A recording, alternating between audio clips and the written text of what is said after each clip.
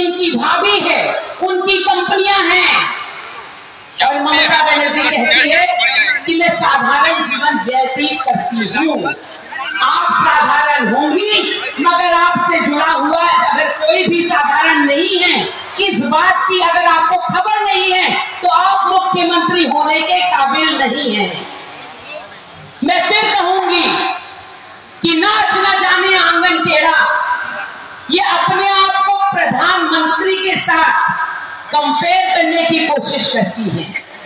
एक तरफ है वो जो अपने घर से झोला लेके निकले ताकि हमारा देश आगे बढ़ सके, और एक तरफ है ये जिन्होंने घर के आसपास की सारी जमीन भाई भतीजे भाभी के नाम कर दी कि परिवार आगे बढ़ सके।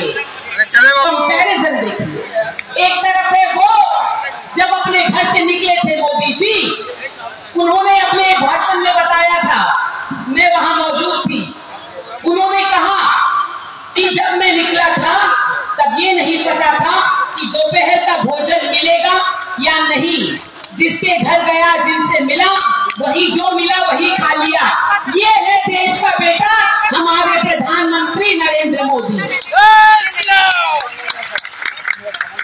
और दूसरी तरफ है मुख्यमंत्री जो जब धरने पर भी बैठती है पीछे पिज्जा और बर्गर का सारा प्रबंध होता है। ये बात मुझसे ज्यादा ताकत राय साहब बता पाएंगे, क्योंकि उस वक्त उनको भी पता है किस तरह से बर्गर और पिज्जा खड़ी होकर मुख्यमंत्री धर्मतला में खाती थी।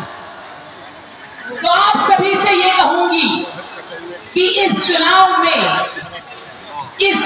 में तापस राय आपके कैंडिडेट नहीं, कैंडिडेट सिर्फ एक है और वो है कैंडिडेट एक है, वो है मोदी। मोदी मोदी